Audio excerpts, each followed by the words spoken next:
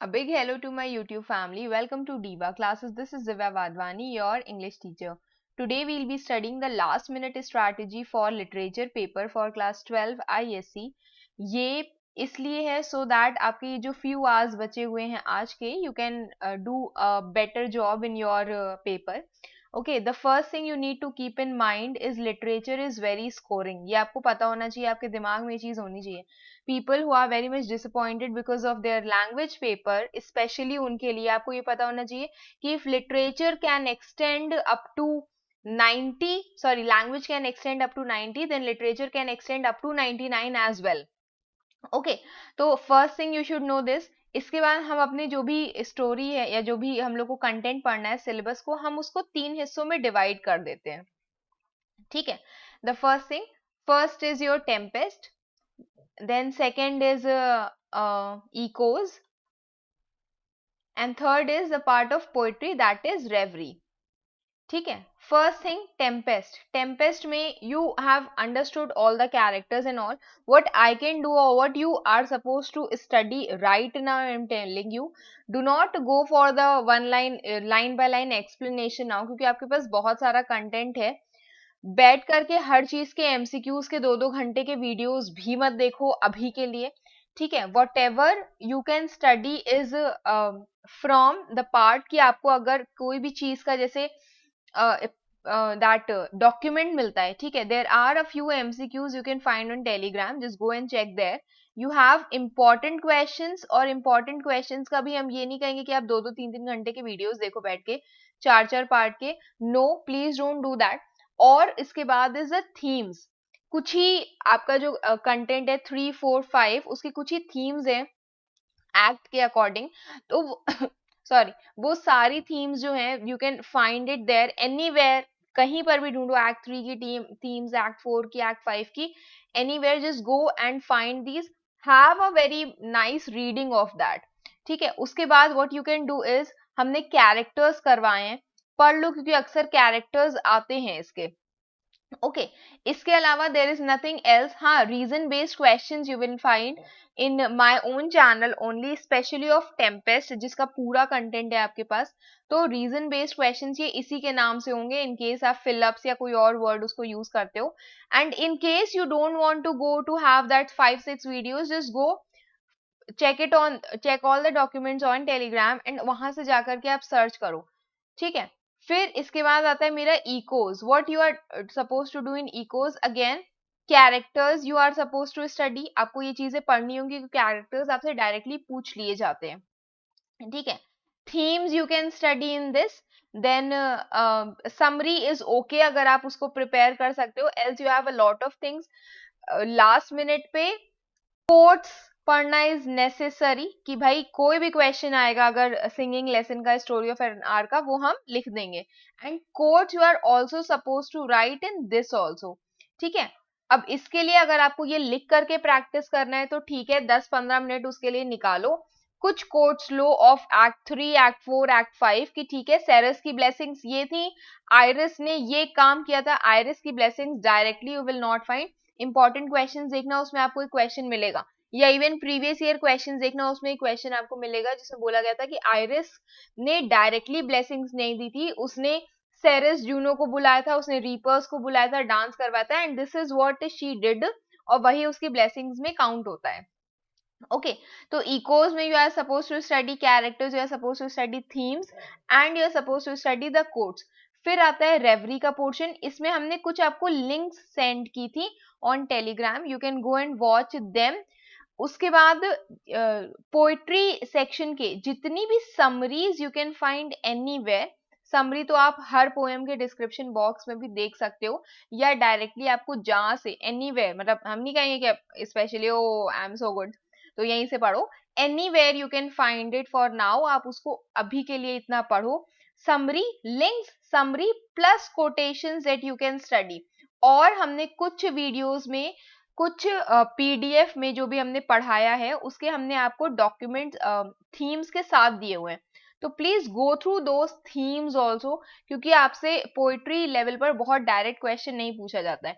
हाँ, अगर आप उनको थीम्स को इनकेस लास्ट मोमेंट पे नहीं पढ़ सकते हो, सिर्फ उनके जो पॉइंट्स है okay, loss of faith Dover Beach में है, एस्केपिज्म किसका पार्ट है, बी वर्ड्सवर्थ का पार्ट है।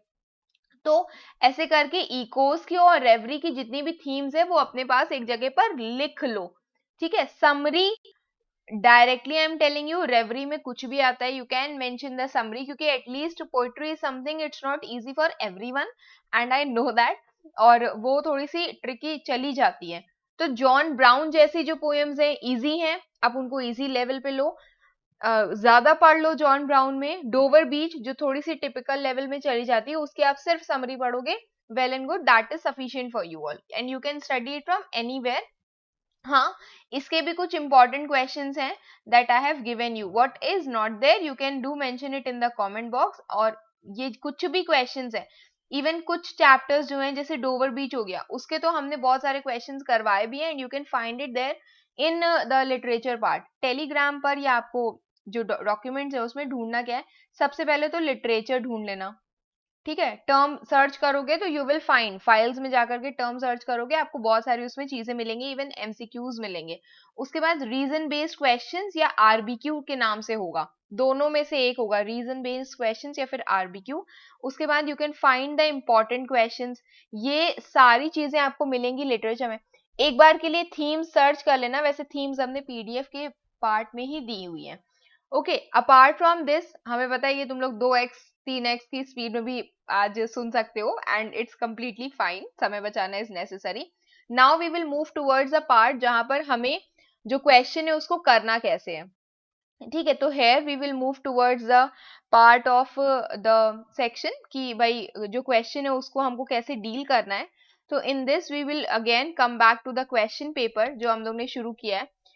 ये जो क्वेश्चंस होते हैं आपके, ये जितने भी पार्ट है ऑफ क्वेश्चन पेपर, ठीक है, तो इसका जब भी एमसीक्यू सॉल्व करो एलिमिनेशन मेथड को अपनाओ। अच्छा, ये भी नहीं होगा, ये भी नहीं होगा, ये भी नहीं होगा, तो एक्चुअल में उसका आंसर कौन सा हो सकता है, ये हो सकता है। ये चीजें आपको कब करनी है, वही 15 मिनट जो आपको मिलेंगे उसमें पूरा पेपर बहुत ध्यान से पढ़ो, बहुत light, I am not telling कि भाई बहुत डार्कर शेड्स आप उसमें लो, बट एक बहुत ही लाइट मार्किंग आप उसमें मेंशन कर सकते हो। 1 मिनट,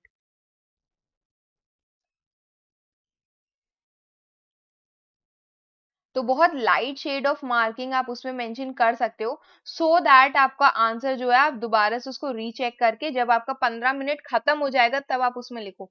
15 मिनट्स का आपका क्या काम है यहाँ पर, 15 मिनट्स में साइट सॉरी ये जो एमसीक्यूज हैं उसको आप सॉल्व कर सकते हो, this is very easy for you all, ठीक है। आफ्टर एमसीक्यूज ये जितने भी हैं दिए हुए हैं, बहुत ध्यान से चार एलिमिनेशन मेथड अपनाना, ये नहीं होगा, ये नहीं होगा, अगर दो में कंफ्यूजन है लीव इट फॉर नाउ, उसको अभी के लिए छोड़ देना, उसके बाद जब आप पूरा पेपर पढ़ लेते हो तब आप उसको गैदर कर सकते हो कि क्या चीजें हो सकती हैं उसमें।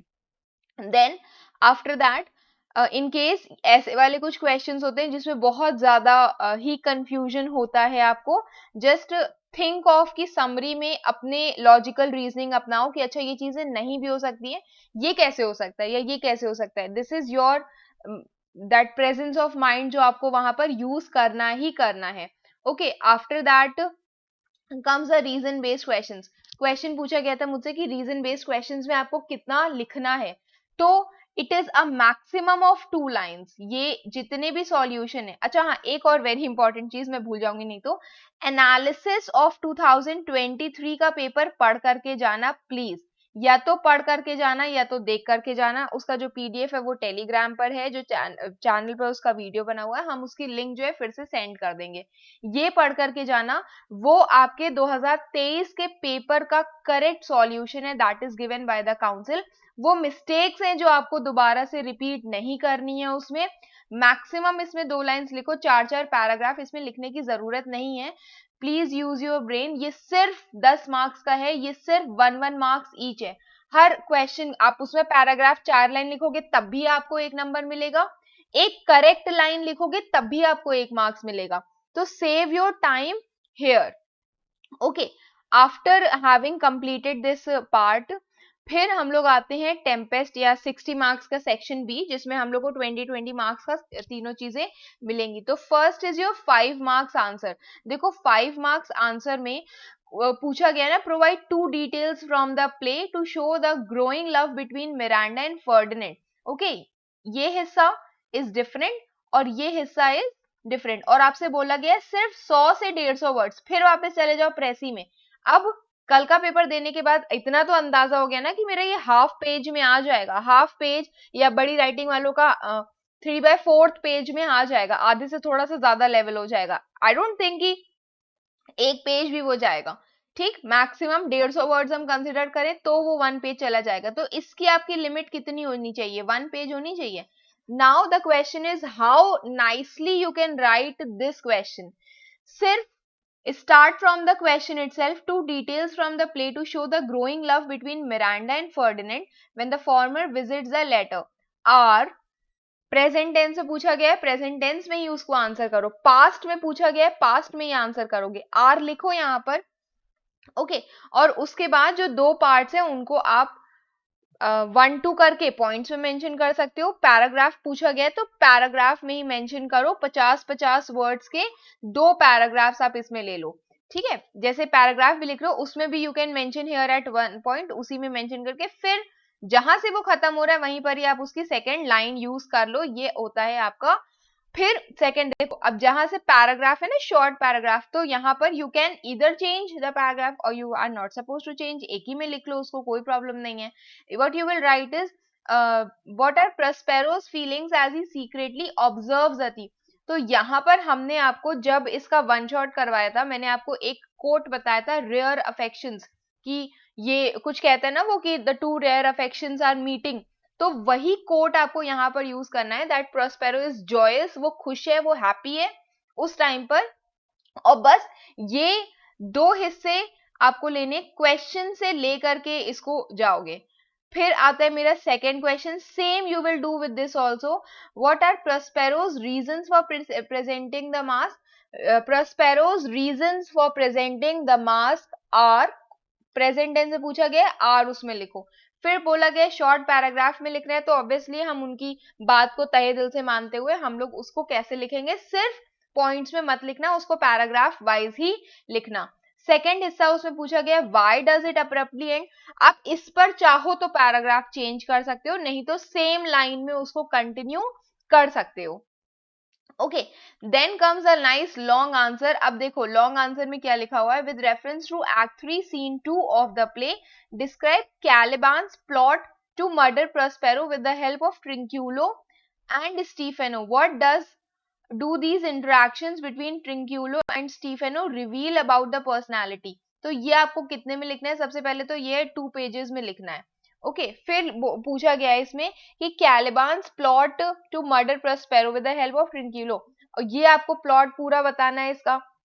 Okay, start from your own, जो भी आपने माइंड में आपके उस टाइम पर समरीज और समथिंग आ रही होगी, समरीज विद कोटेशंस। ओके, तो वहां पर आप उसको वैसे ही स्टार्ट करोगे जैसे आप एक नॉर्मल ऐसे स्टार्ट करते हो, लिखते हो ना स्टार्टिंग में कि इन द एक्ट, कौन सा एक्ट है भाई, starting from act 3 scene 2, in act 3 scene 2 Caliban, bracket में उसका एक छोटा सा इंट्रोडक्शन दे देना।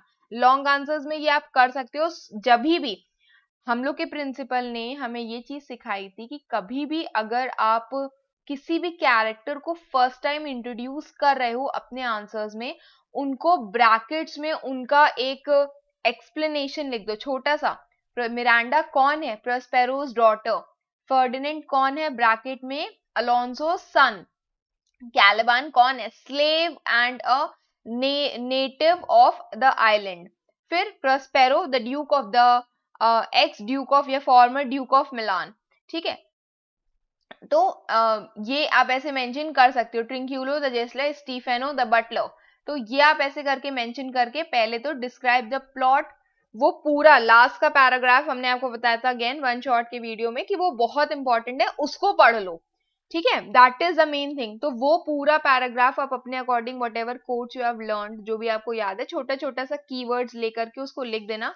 फिर पूछा गया है ये जो इंटरैक्शन है इसके आपको ट्रिंक्यूलो और स्टीफेनो की कौन सी पर्सनालिटी के बारे में पता चलता है। मैंने आपको कैरेक्टर एनालिसिस करवाया है, प्लीज उसका जो डॉक्यूमेंट है उसको सर्च कर लो। नहीं देखनी है वीडियो ऐसे करके उसको स्क्रॉल करके एटलीस्ट रीड कर लो 10 minute, it would hardly take 10 minutes, okay. फिर same thing you have to do in this part also, बहुत ज्यादा हम इसको एक्सप्लेन नहीं करेंगे।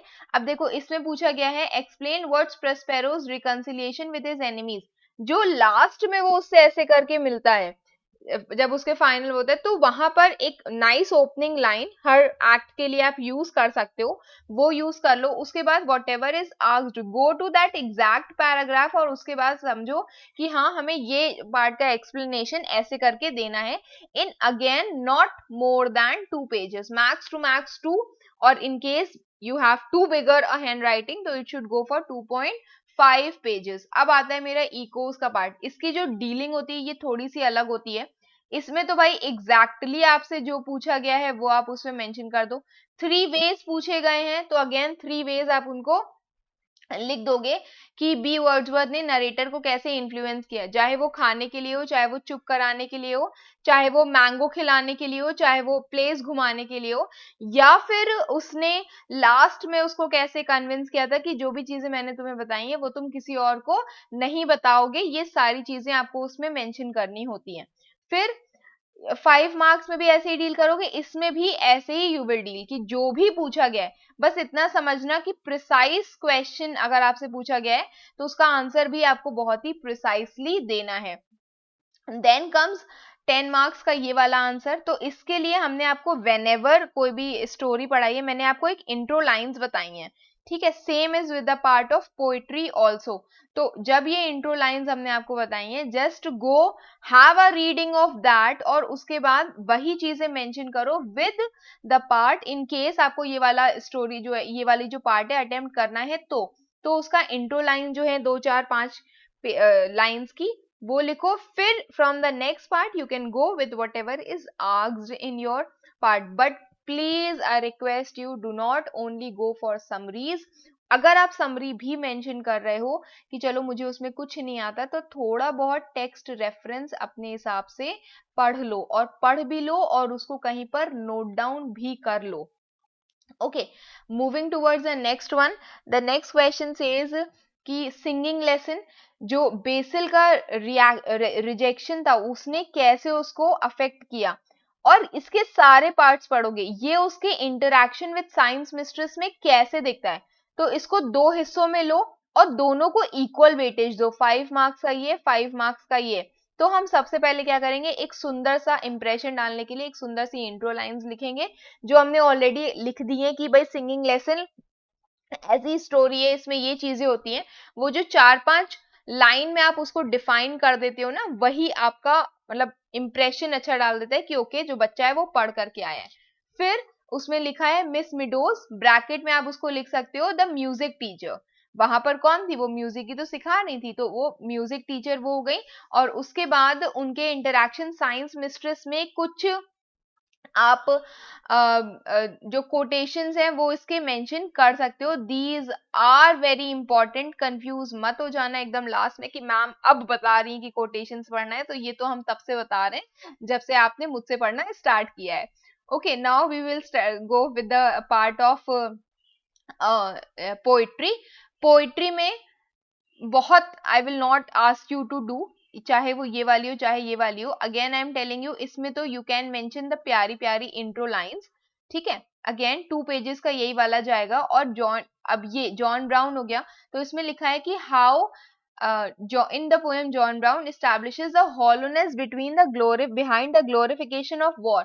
इसमें आपको क्या बताना है, hollowness बताना है कि खोखली चीजें, तो उसमें यूज द डीमेरिट्स। कुछ नहीं समझ में आए क्वेश्चन को 4 बार पढ़ो, 10 बार पढ़ो 15 मिनट में, बट उनको पढ़ो। Dolphins think they were blessed, तो उस समय का जो उसका पास्ट वाला हिस्सा है वो आपको उसमें बताना है। अब उनकी लाइफ यहाँ पर कैसी है ये इसमें बताना है। तो ये चीजें आप विद कोटेशन, सुंदर सुंदर सी कोटेशंस यूज कर सकते हो। बस एक ही आप लोगों को इसमें हम एडवाइस देंगे, ये मत यूज करना whatever is actually given। Students क्या करते हैं, दो एक पैराग्राफ दिया उसी को कोटेशन में डाल देते हैं। what is actually given examiner ने ऑलरेडी देखा हुआ है क्वेश्चन पेपर पे, उनको कोई इंटरेस्ट नहीं आएगा आपकी कॉपी में वो चीज दोबारा देख करके हैप्पी फील करने का। ओके, तो this is how long answers are also suppose to be there.